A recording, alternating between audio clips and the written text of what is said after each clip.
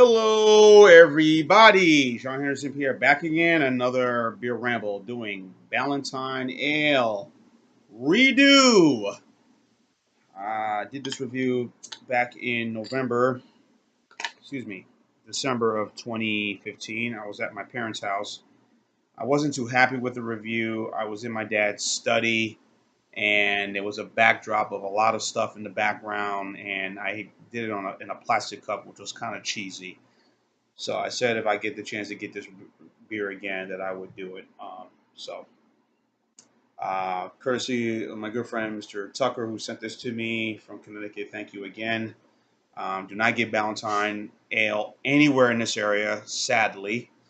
So 4.85. Let's round off to 4.9%. ABV is an American blonde style. A legendary historic beer. It's an OK Scoring Beer Advocate and the Alston brothers. As you see what the beer looks like. The beer was founded in 1840. The pride of Newark, New Jersey. New Jersey, my home state. As you can look at the beer right over here, nice little color. Quite nice, as you can see. A little fizz up top, right up here. Take a look at the scent and the whiff.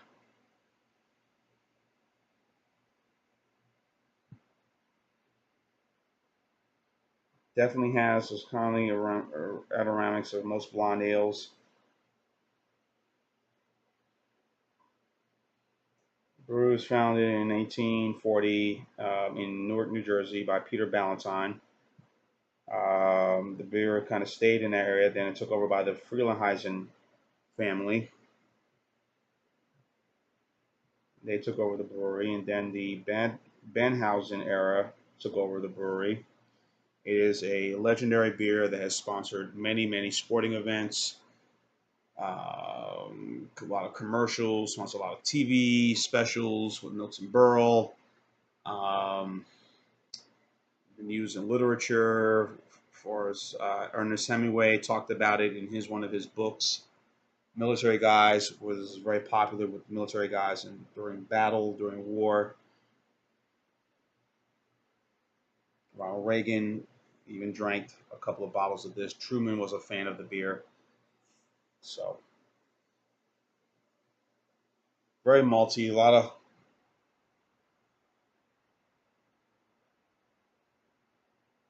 has definitely some hop character to it already. So smells real nice. So on to the taste.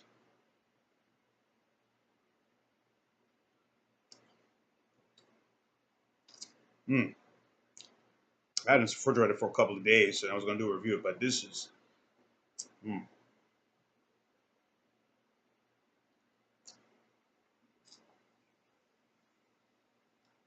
it's quite good. Um, um, Ballantine ales, I mentioned, they have the brewery put out a lot of other beers, light beer, a light lager, so the Burton Ale. But recently, the two have really become more in popularity. Has been this and the IPA, which they said they put out years ago, but now they have brought it back out and recently reintroduced in 2014. So we haven't gotten the IPA in our area. I'm sure it's pretty much every place else, and I have searched for it, look for it. And I even asked the breweries, the local distributors, hey, can we get the? You think we'll ever get the Ballantine IPA? And they kind of say, blah, blah, blah, blah, blah. So much for a straight answer. But like I said, this is a legendary historic beer. Um, the texture, but for some reason lately they have put this in the category of the malt liquors. I mean, if you could get this in a 12-ounce bottle, they are sold in that and cans, 16-ounce cans, 25-ounce cans. I've definitely seen this up back in New Jersey. Um, but for whatever the reason, they have kind of put it in the category of the malt liquor, in which, for the ABV on this, It's not over 4%. It's right. It's under 4.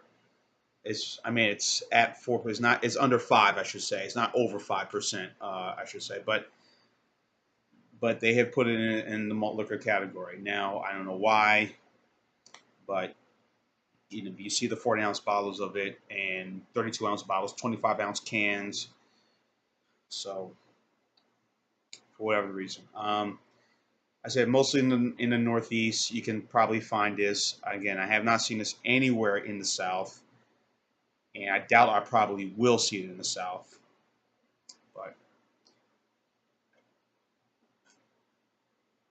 you saw my last video, Ballantine Ale. Same thing, crisp,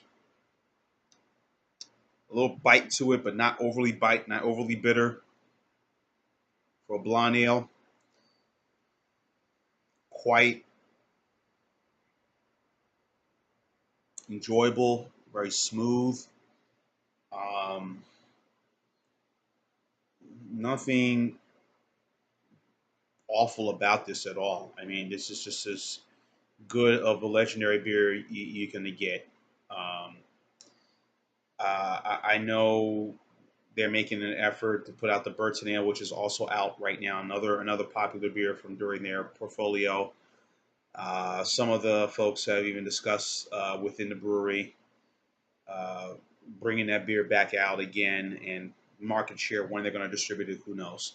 Um, Also, um,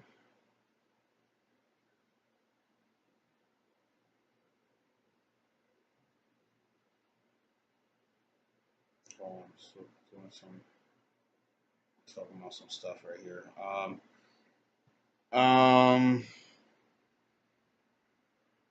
like I said, possibly for the holiday season, want to put out the bird now. But also another talk has also been ownership through the years of ownership. They went through some financial decline, and then they were bought out by Pabst in 1985. Of course, Pabst had Stroh's. Then Pabst later on had bought out the Stroh's Brewery, which at that time had bought the Schaefer's Brewery in 1981 and bought out the Schlitz Brewery in 1982. And Stroh's going through their stuff, and now they have now reorganized. And the breweries, as you've seen with Pabst, have brought out the Old Tankard Ale recently. Again, they mentioned they brought out the IPA 2 years ago in 2014. They're really making an effort to go deep back into time and bring out a lot of these retro beers and beers that were very popular and more considered very craft beers back into the masses so the public can taste them again, which is a great idea. So they've been very, very firm in that commitment in doing that. Pabst. So you got to give them credit. So and I can't wait to try. I've tried the Old Tankard, which is excellent. Can't wait to get my hands on the IPA whenever I can get it. You know, probably might have to do a road trip somewhere to get it. But oh well. Pairing this with seafood, grilled, fried, baked, whatever that may be, that would be a great way to serve this beer with. Um, Nothing really would be great with a nice little salad on the side. I think ice cold would be perfect for this. So, um,